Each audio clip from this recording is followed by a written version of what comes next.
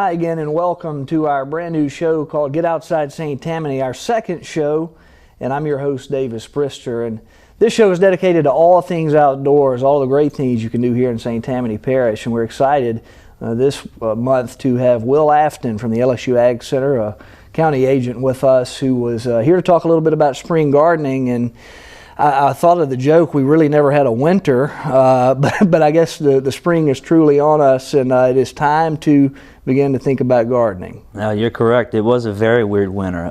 Last December I've never experienced anything like that. So. Still, I would assume not many people were running to their local gardening spots and planting things. At least I would hope not. They would probably be doing that now. So talk a little bit about gardening in general. I'm a person who's never gardened before. I want to start something. Should I go small? Should I go big? And what should really I do? You know, gardening is a very relaxing hobby. You know, a lot of people are attracted to that.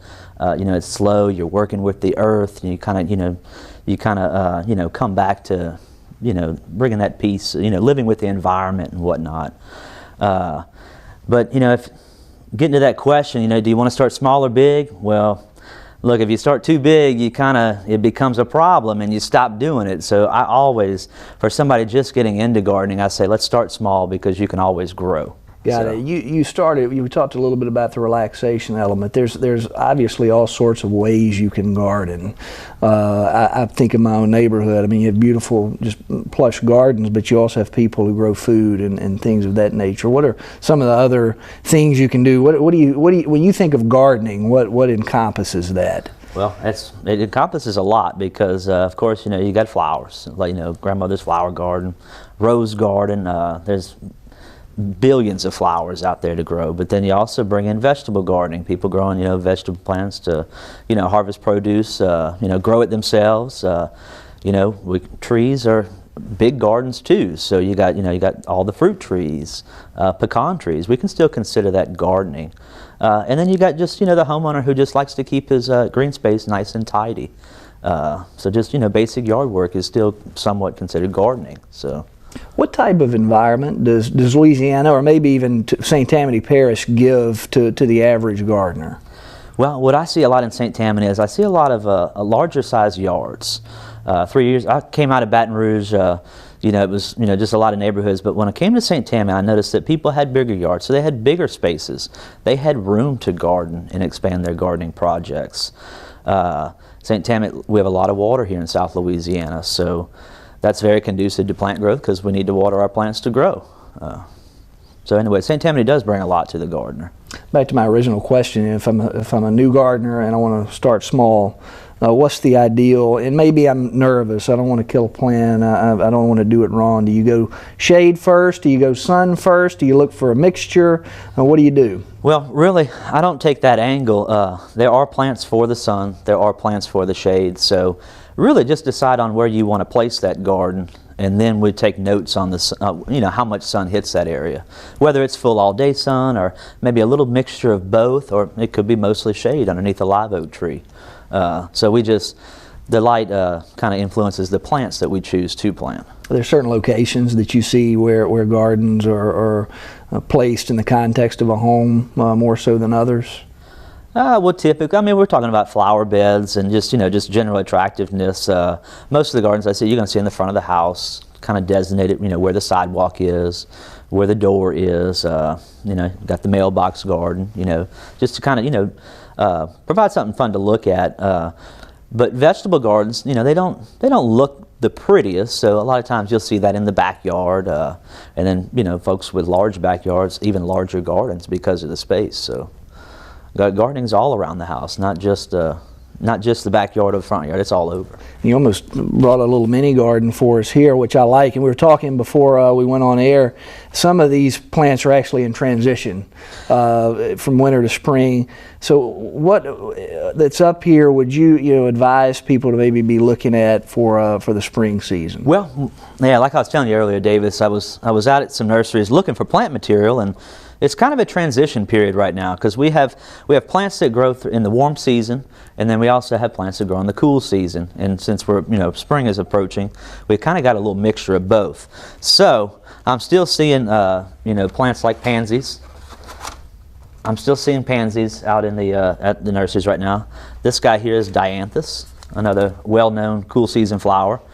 And I mean, I didn't mean to set it up. Would you still plant these now, or would it be about out? Yeah, no, because we still have several months of that weather that'll do fine. And then, about the month of May, when it starts to warm up, May, June, we'll switch to our warm season flowers, which when that time comes, the nurseries will have them available to us. And you've got some grasses and some shrubs and other things here. Talk about those. All types of plants. Let's see, right here, this guy here, this is kale. Everybody's been talking about kale, the health benefits from kale. Well, we can grow kale just fine in our gardens, and look, it has a very interesting texture. So that's kind of something that can be included, but you can also eat. The grass here, I'm a big fan of what we call ornamental grasses in the landscape. Number one, because most all of them are very drought resistant, so if we go through periods without rain, it'll still thrive and look good. We can't forget about shrubs. We like shrubs. They cover things up. They make natural fences for us. So right here we have a sweet viburnum, and you see it's budded up. It is a spring bloomer, but that's an evergreen shrub, so it keeps those green leaves year round. And anyway, it makes for a really nice natural fence type situation. Over here, and then look here, we don't always have pretty flowers.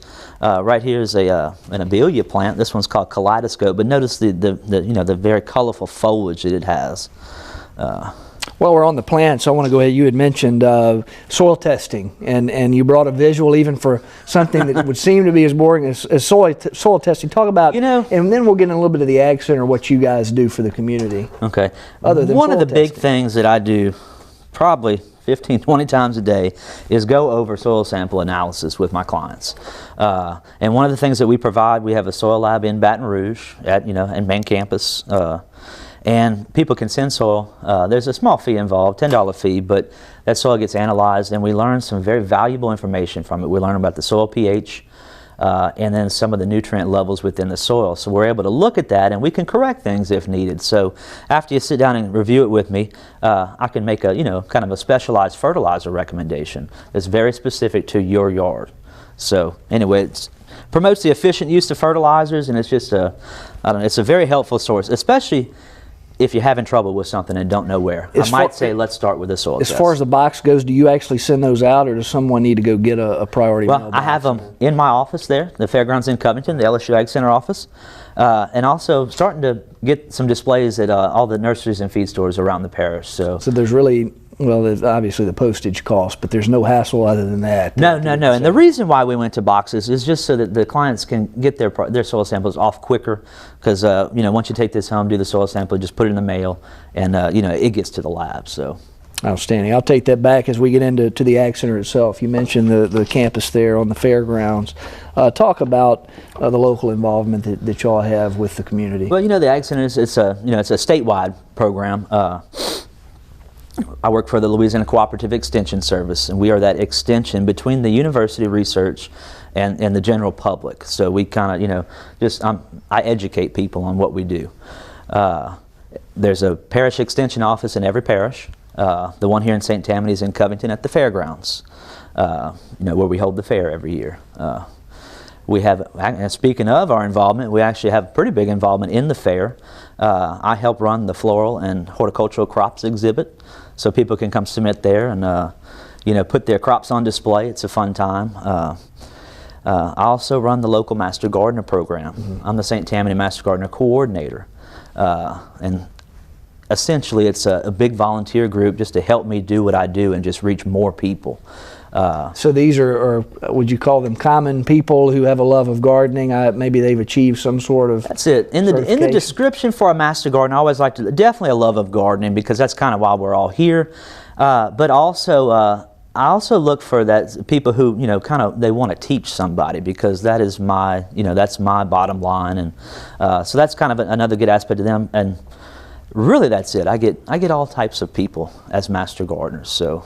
And do these Master Gardeners go out in the community, or are there classes where people come in? We start out with a training program. I teach it's 60 total hours, but we in the fall we're usually in the classroom 2 days a week for 3 hours a day, going over various gardening topics. We have a whole curriculum lined up. I bring in some presenters from LSU, a couple of us agents from other parishes come teach a few, and then I teach a few of the classes.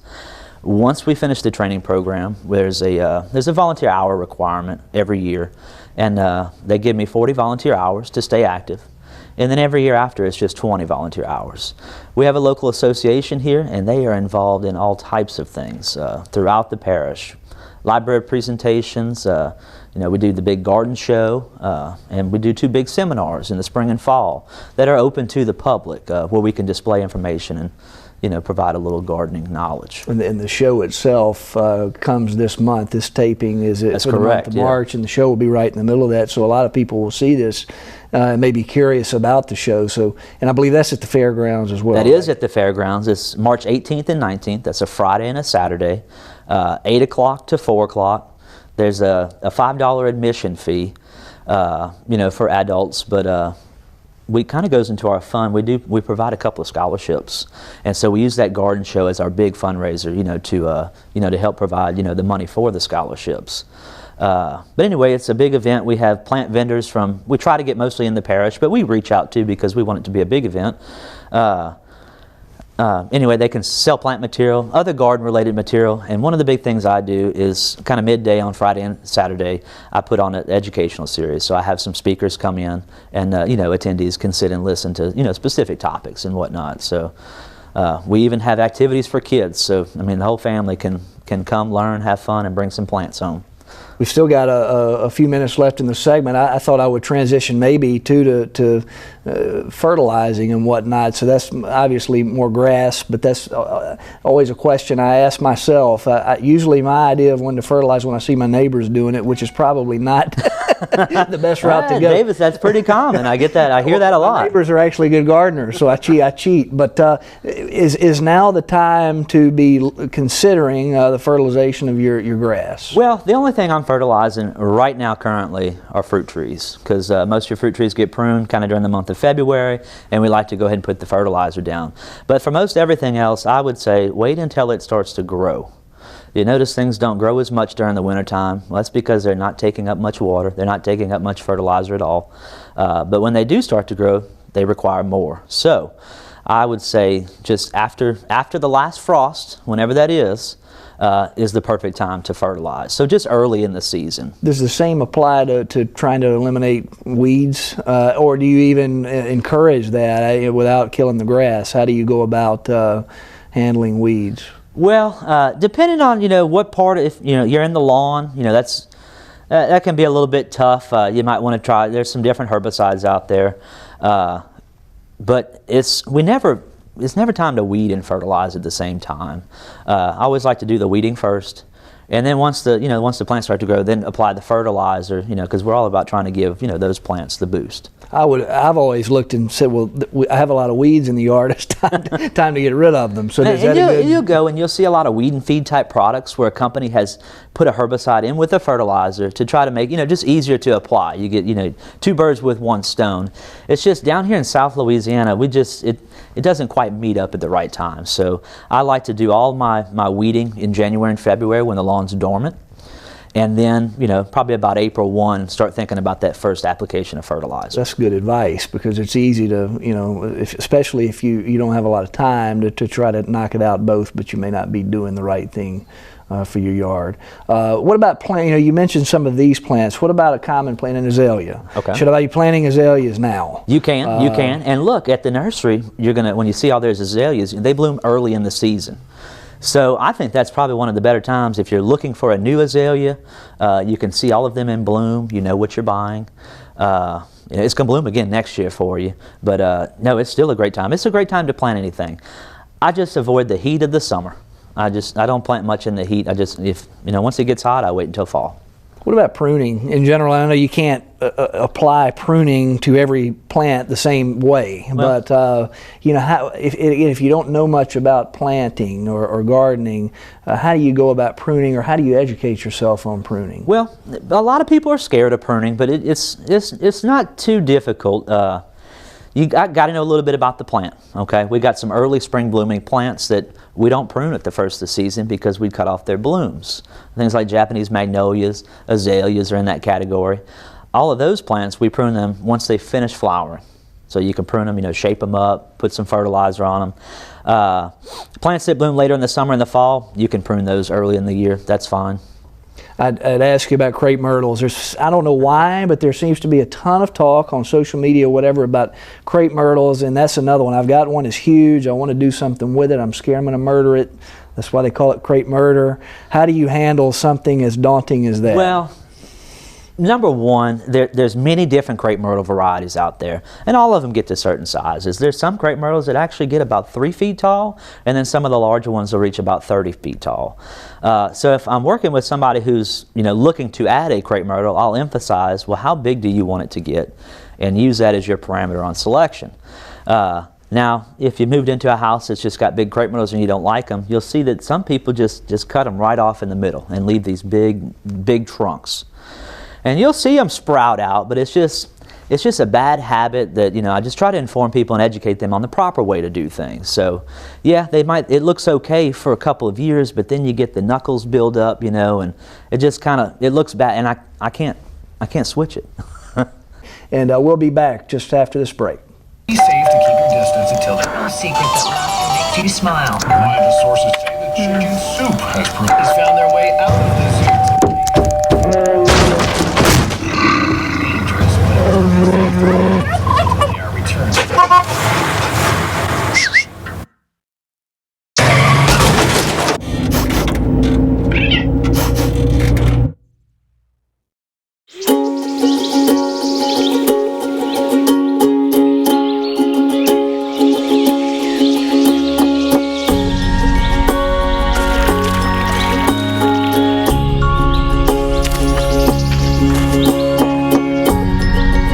Getting closer to nature can get you closer to your family.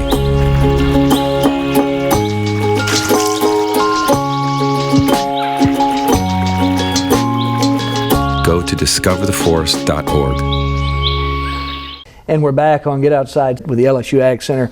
And we're going to spend a little time here in the second segment, almost a how-to. We've talked a lot about plants in general, but what to do, but not necessarily how to do it. And that can be an issue if you don't know how to plant a tree or how to deal with other issues. So let's get into the very simple basics, and we'll start trees first. If I want to plant a tree, and let's say it's a fairly decent sized tree, it will be, how do I go about doing that? Well, the very first thing, you got to plan out where are we going to put this tree. So we need to know what kind of tree it is so that we can learn information. How tall does it get? What's the spread on it?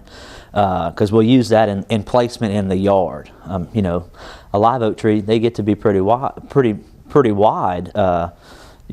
50, 100 feet in some cases. So you wouldn't plant that right up next against your house. That would be out in the yard. So let's start there with picking out the location based on the size of the plant when it reaches maturity. The next step is pretty simple. We got to dig a hole for it. The one thing you need to watch out for is digging too deep of a hole. Many cases I get complaints about trees not doing too well, and it comes to find out that it was planted too deep and the crown of the plant rotted out because it sat with water. So I always tell people we want the root ball that you see in the pot to sit above your soil level an inch or two to ensure that it's not planted too deep. See, I've always, as a novice, thought the opposite. So that's really interesting information. Believe it or not, a lot of the problems I see, I can trace it back to planting too low. And do you just put mulch or topsoil and such on top of the roots then, if you're leaving it a little bit above ground? That's right. So anyway, you dig your hole about twice as wide. The bigger the pot, as far as you can. Keep all that backfill right next to it. We'll get the root ball placed in the center, and then we'll fill in with the nice cultivated soil that we just dug out. I don't mix any kind of soil, any amendments in that hole. I use the same backfill that came out. And then you're right, I like to come over with a 2 to 3 inch layer of mulch of your choice, bark, pine needles, leaves. But we're going to cover that. We're going to give a 3-foot diameter circle to that tree. We're going to keep it weed free. And also that circle is going to help you out with mowing because you won't have to mow right up on the trunk. It's going to give you a bigger circle there to follow. So why would you not mix in the non-natural soil, for lack of better terms, the soil that didn't come from that spot in with that? Well, the thing is, I've seen a lot of cases where people use a lot of potting soil in the hole or whatnot, but we've dug a hole in the earth. And if you fill it with a foreign material, we get our tree planted in there, the roots are going to grow fine through it, but then they're going to hit the original soil.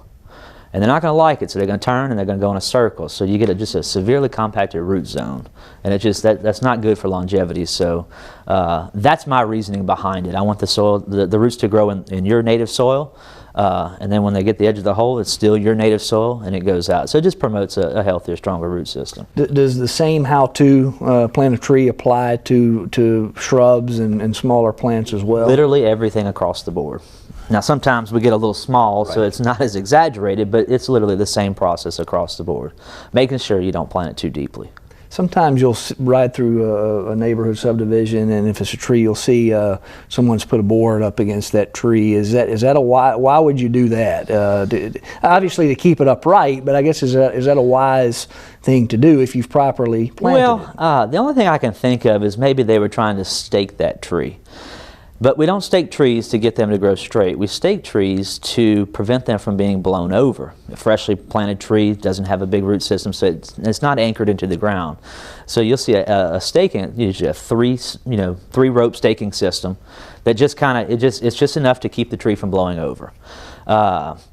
Sometimes, we have a storm pass through. Sometimes trees get blown over. Maybe they didn't completely uproot, and so you'll see somebody prop them up there. So I'm okay with that. But basically, the only kind of staking system I like seeing on a tree is something to keep it from, getting blown over. And that may have just been my assumption in seeing those stakes. And a lot of people tell me, "Oh, I'm doing it so that it grows straight." Well, if it's in the right spot, getting the right amount of light, it will grow straight. So if it's growing crooked, maybe it's shaded and trying to grow to the light.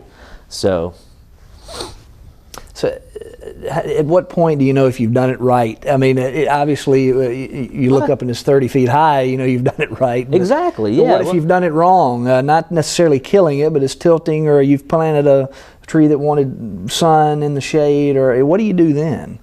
Well, you've got it right when it's growing properly. Deciduous trees, if they drop their leaves, they leaf back out in the spring. You can watch this. If it all leaves out all at the same time, and just good coverage over the whole canopy, hey, you have a healthy tree.